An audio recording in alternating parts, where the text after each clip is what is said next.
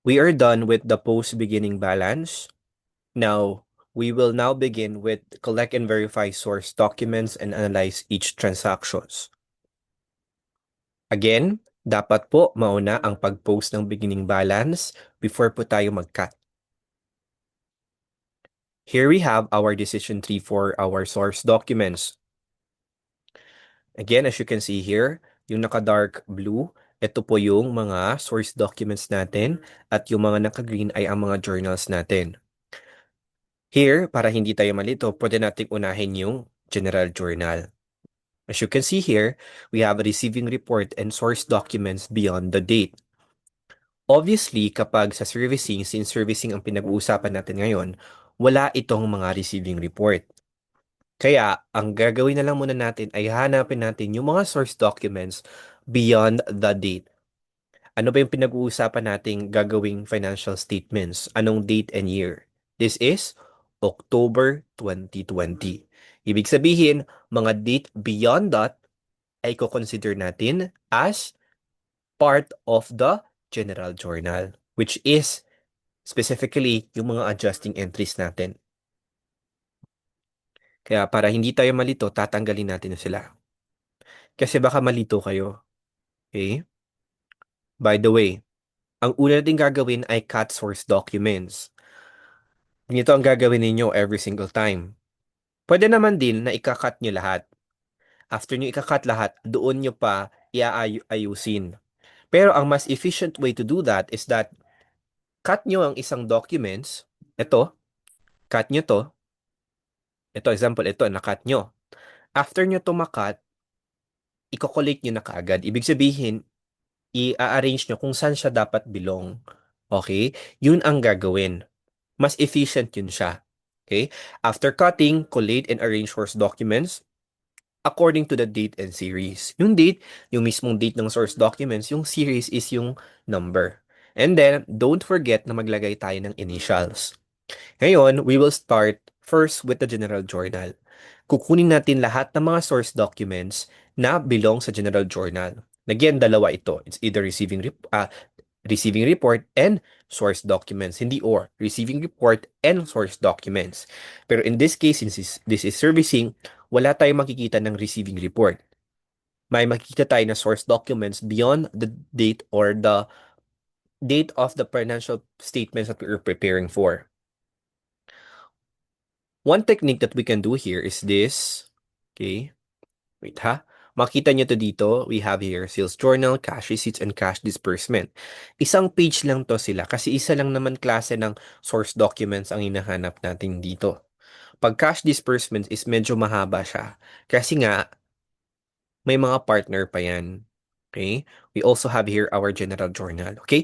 Ang una natin gagawin ay hanapin natin yung mga source documents that belong to general journals or source documents beyond the date ng financial statements. Makikita natin dito, ang piniprepare natin ay October 2020. So usually makita niyo October.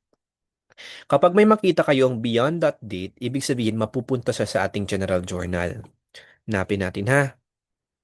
Okay, ito nakita ko. Water company. So, mapupunta siya sa general journal.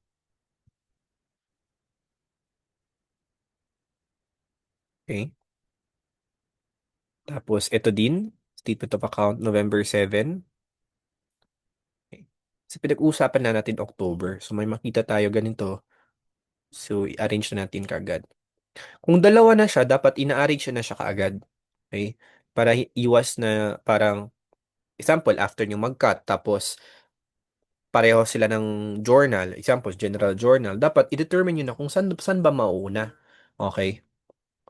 Kaysa yung gagawin natin, which is, kakat natin lahat, tapos saka pa natin siya i-arrange. So, medyo time-consuming yun.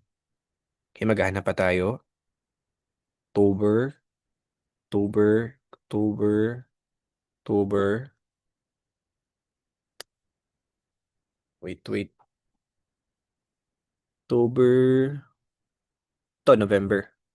So, November 10.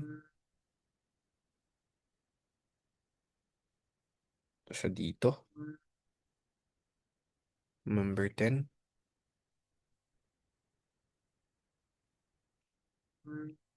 Dito siya.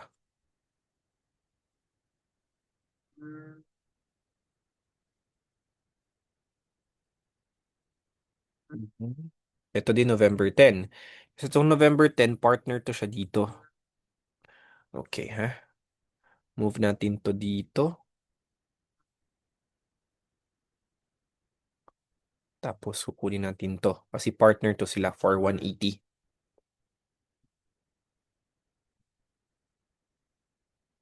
Oops. Hindi ata to naka-wrap. Okay. Okay. So partner to sila. Oops. Hindi din naka... Okay. Mhm. Partners to sila dapat.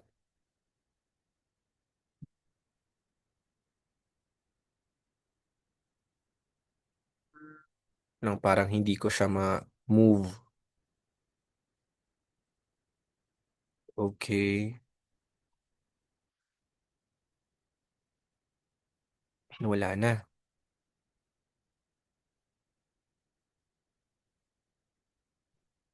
Nasaan na siya napunta? Okay. Mhm.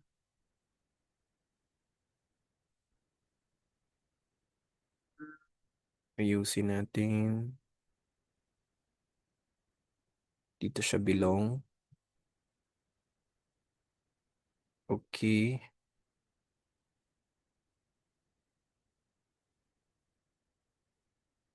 Mhm.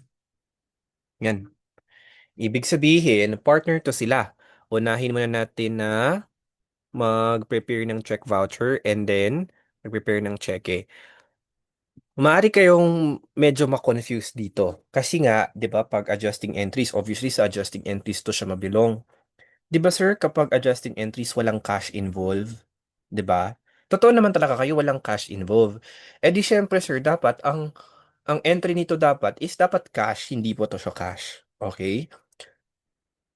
Ang iisipin niyo na lang na general journal siya, 'di ba, adjusting and closing, wala siya dapat na cash. Okay, ang explanations kasi nito is for your what we call the matching principle. So the matching principle, ibig sabihin dapat minamatch mo ang expense doon sa current accounting period. Okay? Katulad lang ng utility bills. What if hindi natin na-determine yung utility bill? Okay? Anong gagawin? Kasi dapat kailangan may matching principles man. So, ang gagawin mo is you need to do estimates. Kasi dapat may matching principles talaga. So, in this case, siguro, pwede nating ma-discuss na October, November na. So, ibig sabihin, hindi naman siya exactly October 31 gagawa sila ng financial statement. So, may palugit pa yan. So, within that time frame, na-determine nila ang ito. So, ibig sabihin, may responsibility na kailangan nilang i-pay ng 4,180. So do you get what I mean? So basta you have to research more on the expense recognition principles. Although dapat nasa adjusting entries talaga to kasi ang ito talaga nakakalito. Cheque siya is good for cash. So dapat may involvement ng cash pero hindi po. Okay? Pagdating lang sa adjusting entries. Okay. So 4,180, we're done. Hanapin pa natin iba. Meron pa bang November or December? I think wala na. Okay naman ata. Lagyan na natin dito. Try natin hanapin ng iba.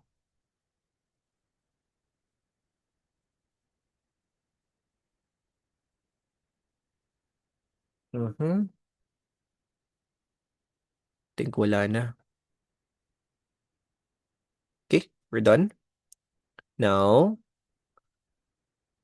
we're done with the general journal. We now go to our sales invoice or charge invoice. Kapag may invoice kayo na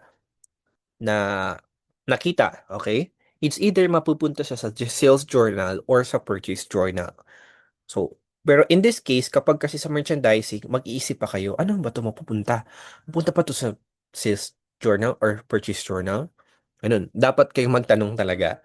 Pero dito sa servicing, pag may nakita kayong sales invoice, diretso siya mapupunta sa ating sales journal. Hindi siya mapupunta sa purchase journal because in the first place, wala tayong purchase journal sa servicing. So maghahanap tayo ng sales invoice or charge invoice, pero in this case, matatawag tong charge invoice kasi servicing. Mapupunta siya sa agad sa sales journal. So maghahanap tayo ha. Dito kasi, again, sales invoice, magtatanong kayo. Kapag nakapangalan sa company, sales journal. Kapag hindi nakapangalan sa company, mapupunta sa siya purchase journal. Pero in this case, automatically, makikita natin yung mga invoice ay nakapangalan sa company kasi nga walang purchase journal. Invoice, eto of course, nakapangalan sa company A. So, mapupunta siya sa ating sales journal. Hanapin natin yung sales journal natin. Ito sa taas. Ito. Okay.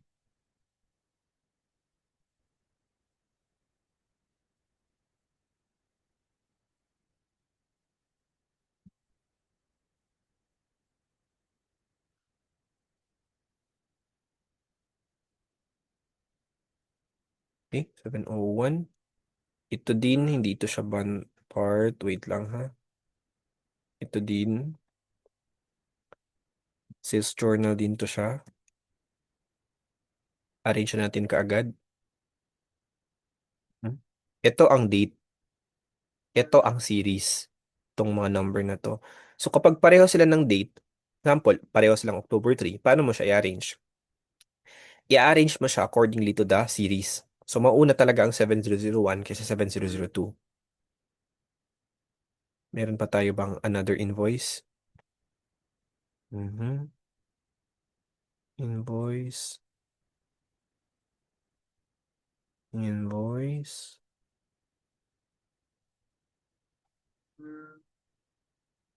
May invoice pa ba tayo? Ang worry ko kay baka natabunan yung ibang invoice. Ay, dito pala. Okay. Oops.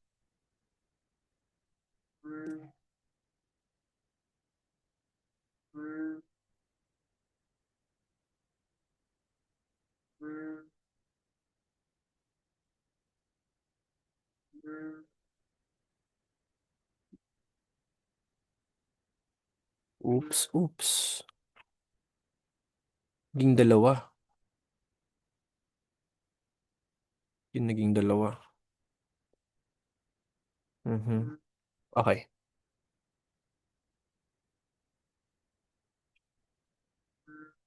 Tiling natin to. Okay. 7001, 7003. Oopsie. Bakit naging 003? Parang pareho sila naging 0. Okay. Wait lang. Baka nagkaroon ng problema. Tanggalin. Wait lang guys.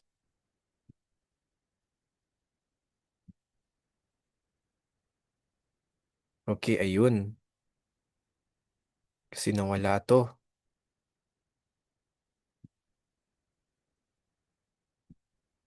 Nawawala ang 7002. Okay. Mhm. Yusin natin. Doble ang 7002. Okay. Dapat nakaayos na siya kaagad. Yun ang sabi natin, di ba no? Ano sabi natin? Cut and then collate and arrange documents kaagad. I-arrange yun siya kaagad. Ko-collate nyo, ibig sabihin ilalagay nyo kung anong journal, arrange nyo siya kaagad according to date and series. At wag nyo kalimutan ang initials.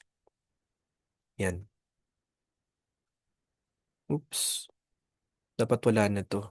Na-double to.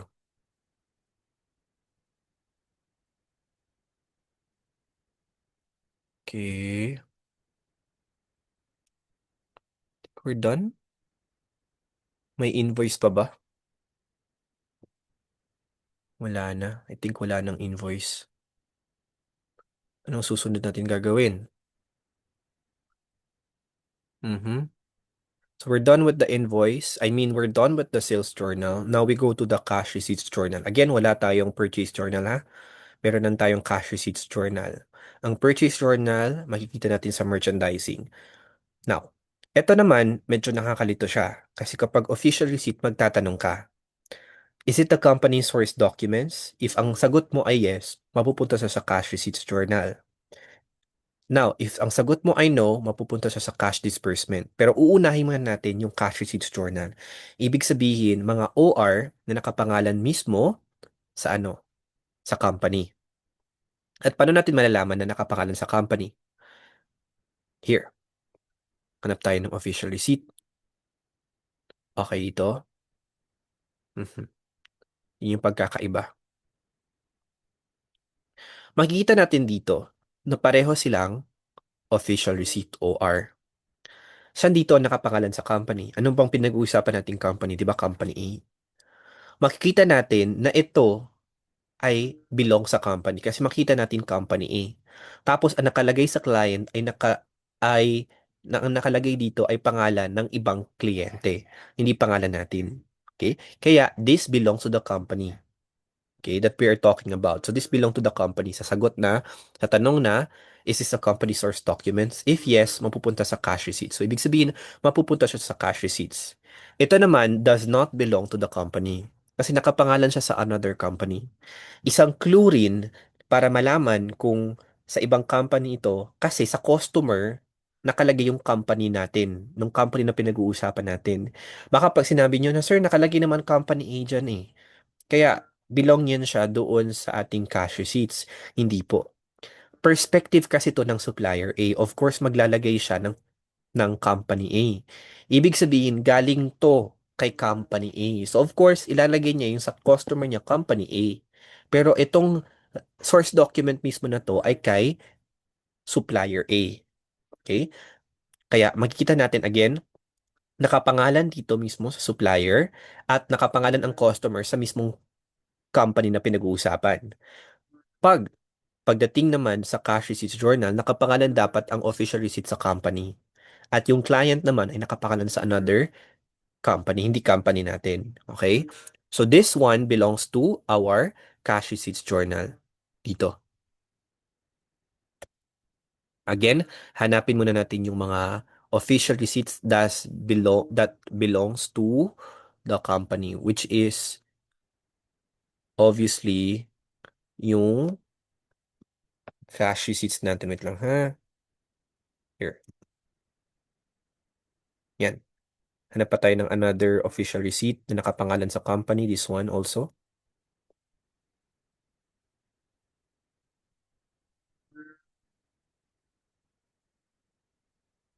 Yan. Renting company. Okay.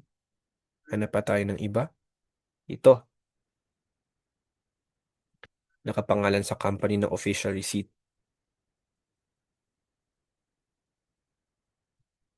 Malalaman natin to na official receipt kasi nakapangalan no official receipt to. Official receipt. Ito, hindi to sa company. Official receipt, meron pa isa. To.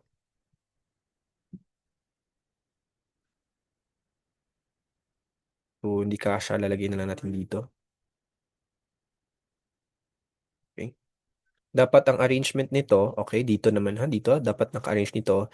Sales journal, so mauna tong 7001, tapos sa likod niya ay 7002, 7003, tapos stapler niya siya, tapos ilalagay niyo mismo doon sa table na sales journal.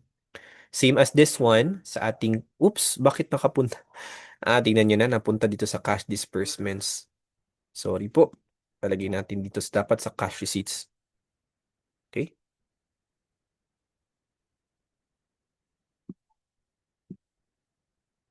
Okay.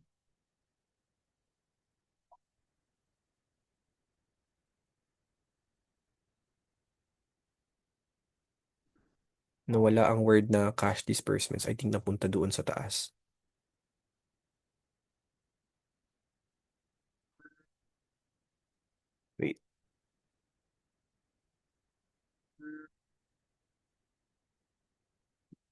Yan. Ayos na ba natin? Cash receipts journal to siya ha. 301, 302, 303, 3004. Okay. Cash receipts. Hanapin natin na meron pa bang another OR na nakapangalan sa company? This one.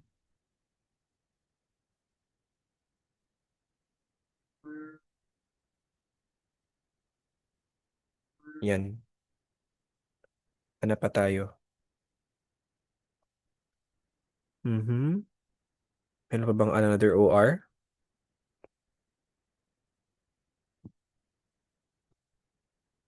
I think wala na ata. Okay. Since we're done, we'll now go to, we're done with the sales journal, the cash receipts journal, and the general journal. Mapupunta tayo dito sa cash disbursement journal. Sa cash disbursement journal, uunahin natin ang ating check voucher. Check voucher unahin natin. Pag may nakita kayong check voucher, automatically mapupunta siya sa cash disbursement journal. Of course, hindi dapat automatically. Dapat tignan nyo din yung date. Kapag yung date is beyond the date ng pinag-uusapan nating preparations of financial statements, mabibilong siya sa general journal. So, double check the date. Kaya nga, mas maigi na unahin nyo itong mga source documents beyond the date. Pero anyway, kung bihasa na kayo, hindi nyo na kailangan yan na unahin mo na yung general journal. Dapat tinitignan nyo, cut kaagad tapos i-arrange. So, check voucher ang unahin natin. Check voucher. Pupunta siya sa, saan yun ulit? Sa cash disbursement. Unahin natin to. So, ito. We have here 82007. Sa cash disbursement siya. Simple lang kasi yung iba. Sales, cash receipts. Yan sila kasi isa-isa lang sila. Ito kasi may partner-partner. So, lagay natin siya.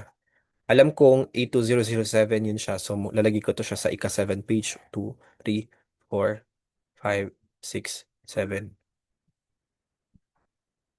Okay. Check voucher muna unahin natin. Mhm. May pa bang check voucher dyan? Dami yan dapat check voucher. Ito, 82001. So, belong siya dito sa first. Dito. 82002. Punta siya dito. Dapat may space talaga siya. Isa-isang page kasi may partner-partner yan sila.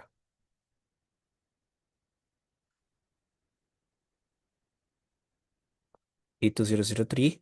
Belong here.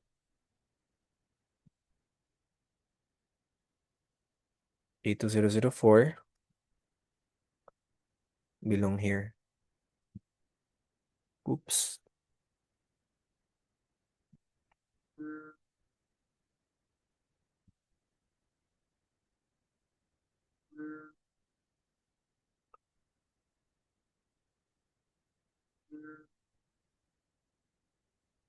Mhm. Yan. 82004, then 82005. Pupunta dito.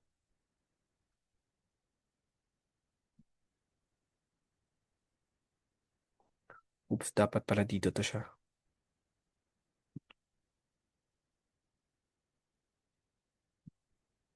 Tama na. So, pupunta siya dito. And then, may alaman nyo to kung anong dahilan nito dapat may kada isang page. Kasi nga, mag-partner-partner to sila.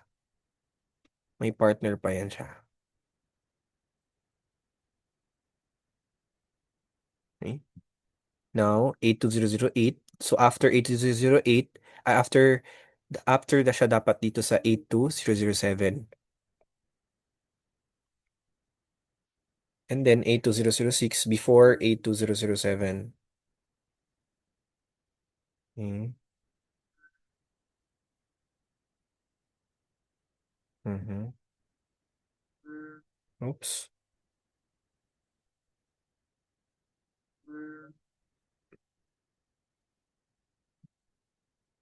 Now, 820010.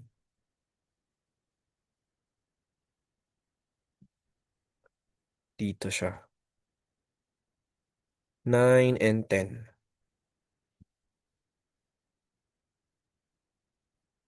Parang kukulangin pa ata to. 9, 10.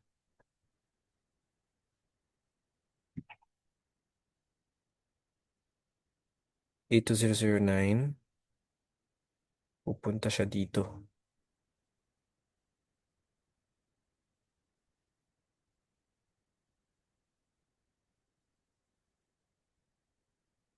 820011. Dito siya mapupunta.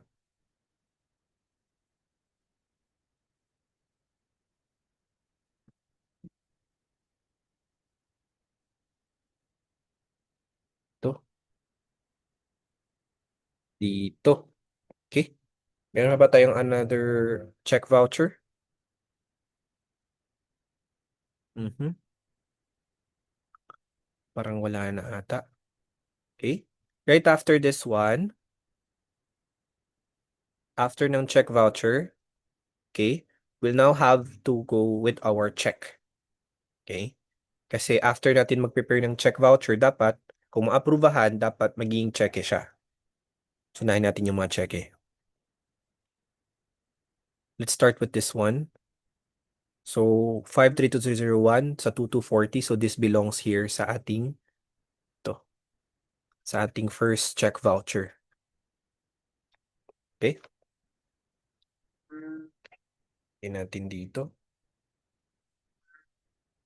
Pupunta talaga siya sa baba kapag copy-paste natin. Ewan ko kung bakit. Okay? Paano natin malalaman na may correlation to? Ang source documents na to na check voucher and check. Kita natin ha. Tingnan nyo ha. Kita natin first is yung pay, supplier A. Tapos nakalagay sa pay to the order is supplier A din sa cheque. Ang amount din magkapareho, 2,240.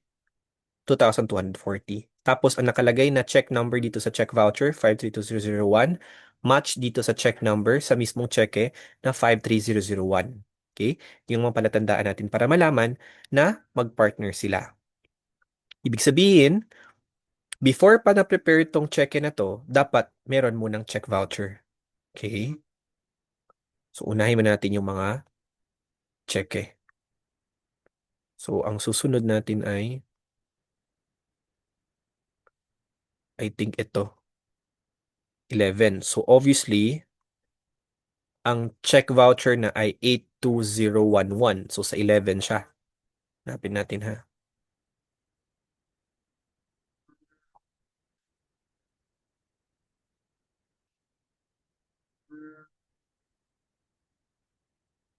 Ito, 20,000. So, lagay natin.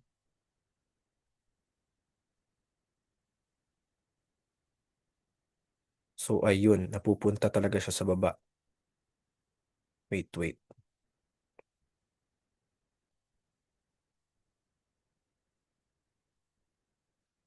Mhm.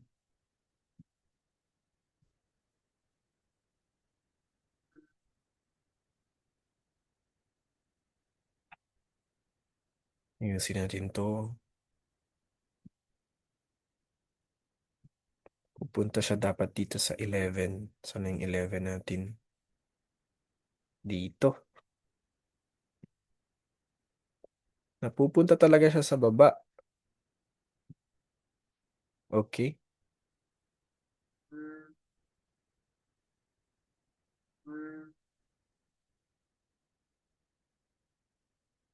Yan. Kita natin, owner 2, total 20,000, 20,000, and then check number 5320011 and 5320011. Okay? So magkapareho sila.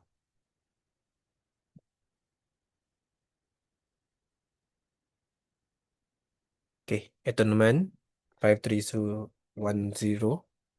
Okay, obviously mapupunta siya dito. Pero ilagay natin to sa 9 para pagka-paste, okay, nasa next page siya. Oops. Okay.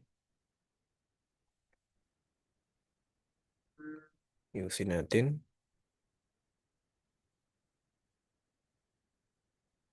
Okay. As you can see here, 20,000, 20,000, owner 1, owner 1. We're done with this one.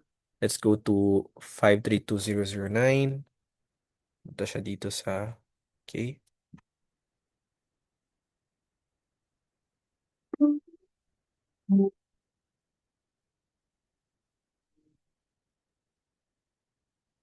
Okay.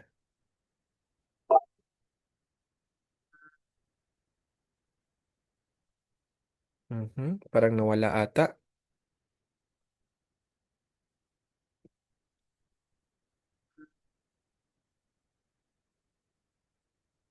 Oopsie.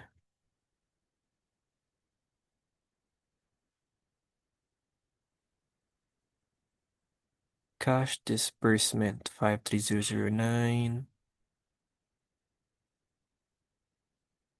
Oops. Wala. I-undo lang natin. Ano yan?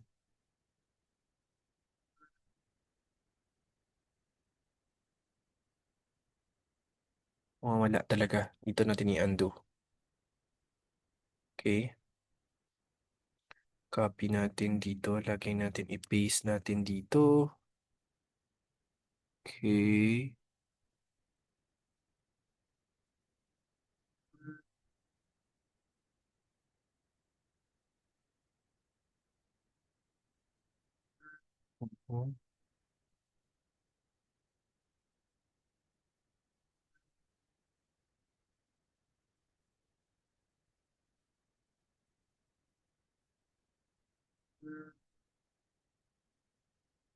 Nawawala ang 8.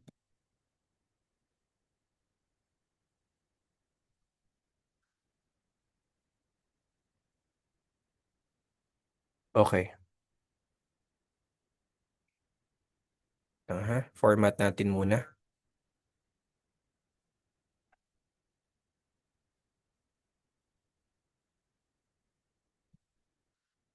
Ayusin natin.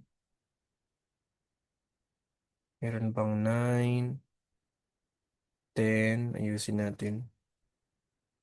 11. May 1 ba? Balik muna natin sa ayos. Okay. Natin ang 11. Okay. Dapat dito bilong ang 11. Okay. Mhm. As you can see here. Ayusin natin.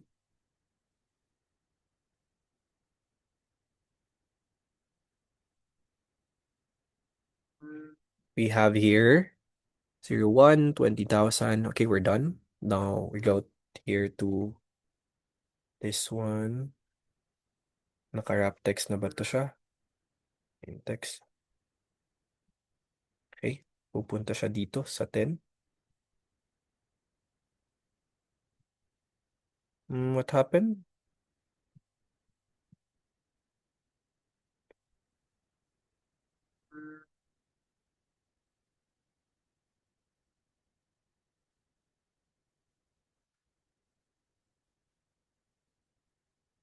Mhm.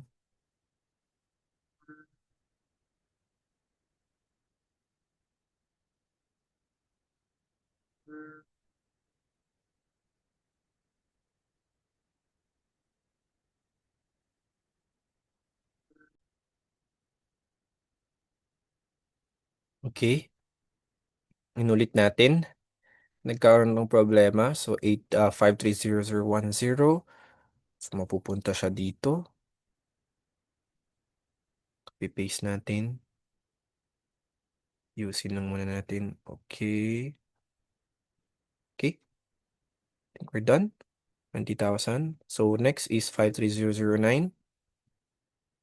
Pupunta siya dito. Mhm.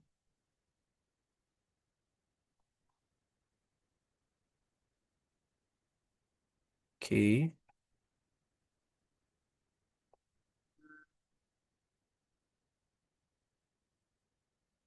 Mhm. Yan. And 53008. So makikita natin, pareho lang yan sila. 21134, 21134. Okay. Now, to i-paste natin.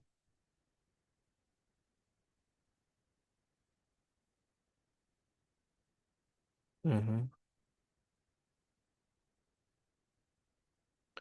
So it belongs this one. Okay, 23080, 23080, 82008. Okay, 32008. Okay, done. 53007. Punta siya dito.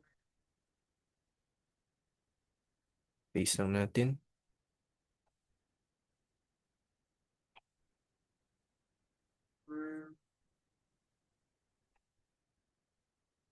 So belong siya here sa 7. Mhm. Here. 4,000, 4,000. Good. Now we have here 6. 6.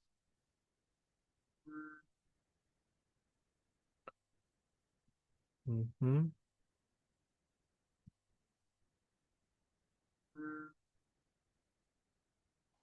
Okay.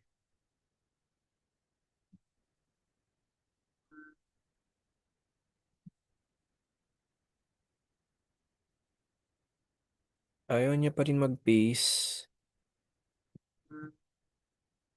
Natin dito.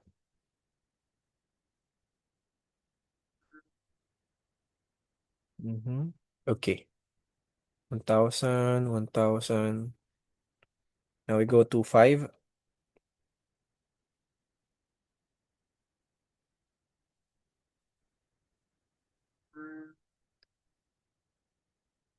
Mhm. Paste natin dito.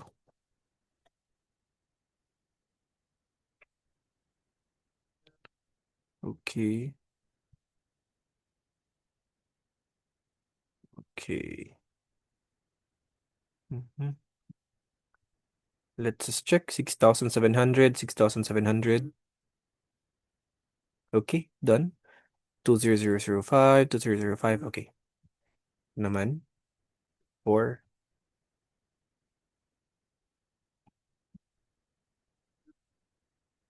Mhm.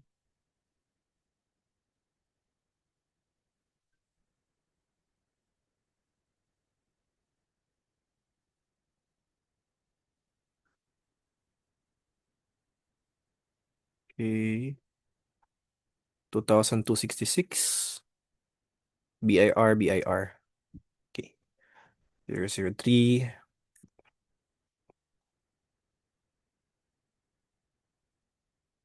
03. Tingnan natin, hanapin natin ito. Okay, dito to siya.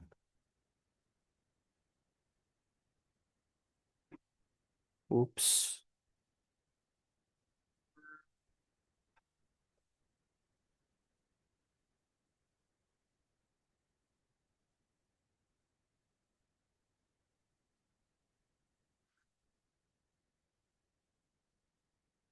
Okay.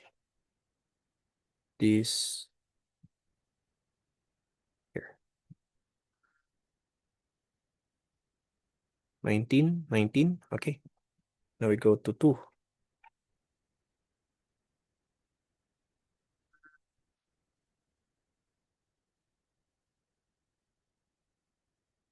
Oops. Mhm. Punta to siya dito.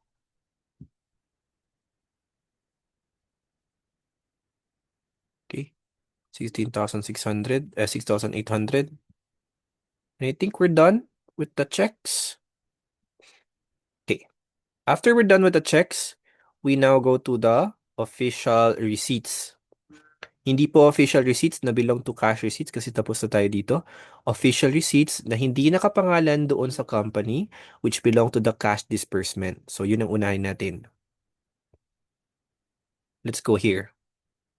Ito, October 3, OR makikita natin na hindi ito sa company kasi nakapangalan sa iba. Supplier A, October 3, 2240. So maghanap ako ng date na October 3 na 2240. October 3, 2240. Okay, ito. October 3 na 2240.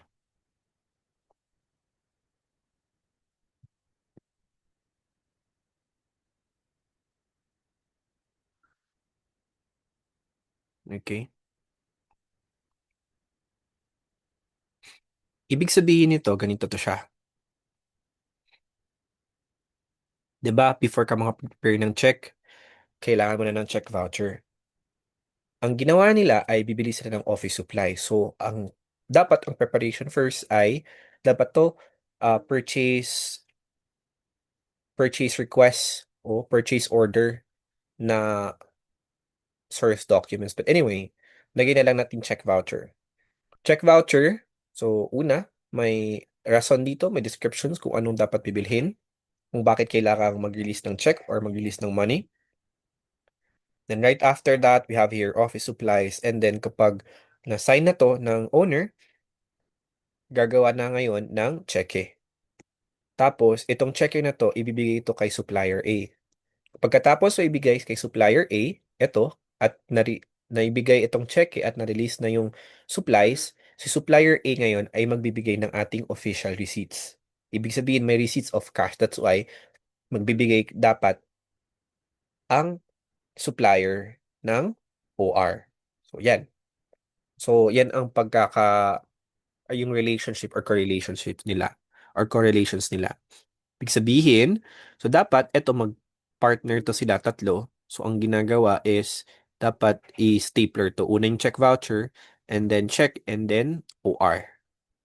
Maghanap pa tayo. So October 5, 16,800. Hanap natin October 5, 16,800. So ito, dito. Mhm. Tingnan natin ha. 16,800. Makikita nyo din na may relationship siya aside sa amount, 16,800, 16,800, 16,800. Makikita natin dito, supplier B ang payee. Pagdating sa check number, sa cheque, makikita niyo yung pay to the order to supplier B. Tapos, pagdating dito sa attachment sa source documents, dapat yung OR ay galang kay supplier B. Okay? Yung correlationship nila. OR, which is October 5, 19,000. So maghanap ako ng October 5 na 19,000. October 5, ito, 19,000. Dito natin lalagay. Okay? Yan. OR, October 10, 1,000. Hanap ako ng October 10, 1,000. Ito. Gawin natin dito ay, yan.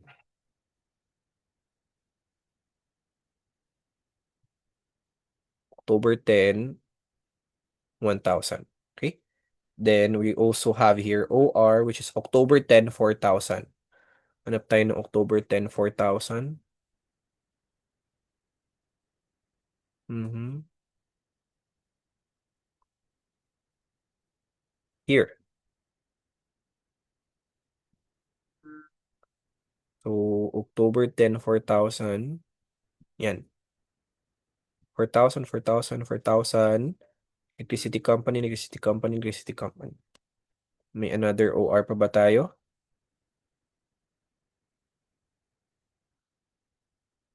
The rest na, which is, 'di ba? Tapos na tayo sa OR. Ano na mga dapat na sa cash disbursement? Cheque. Okay, tapos na. OR, tapos na.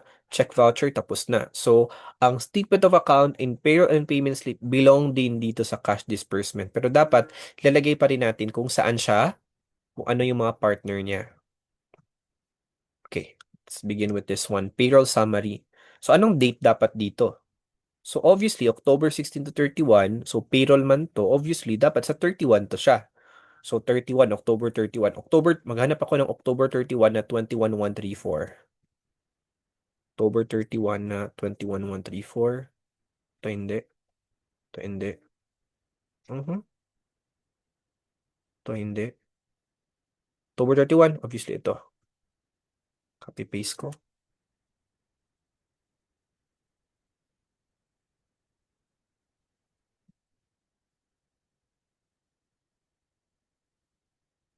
Mhm.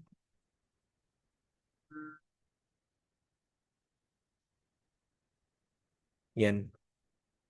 21,134. 21,134. 21,134. Okay? No? Hanap natin ng iba. So, October 1 to 15, obviously, October 15 to. Kasi payroll man, October 1 to 15. So, payment date is October 15. 23,080, October 15. October 15. Okay, ito. Mhm.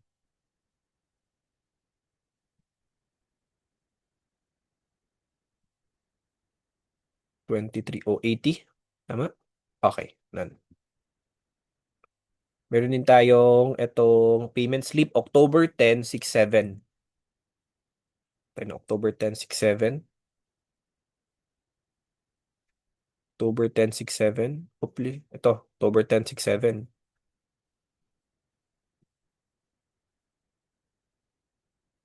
Okay, October 10, 6-7.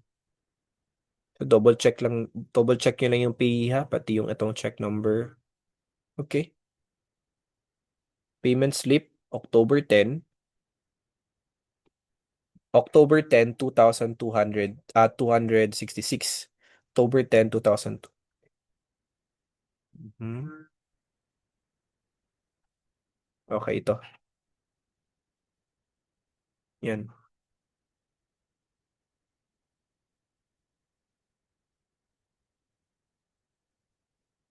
I think we're done. May naiwan pa ba? Yun natin.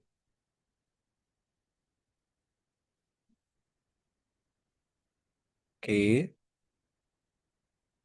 Ina-arrange ka agad ha. Ito, stapler. And then ilagay sa cash receipts na journal. Ito, stapler. I-as one stapler. As one stapler. As one, as one, as one. And then, i-compile mo siya. And then, kahit i-paperclip mo na lang, ilagay doon sa cash disbursement journal. So, dapat naka-stapler to siya. Unahin mo na yung check voucher. Ayan. Okay. And then, ito ding general journal. I-as one nyo din to siya. And we're done with our source documents for servicing.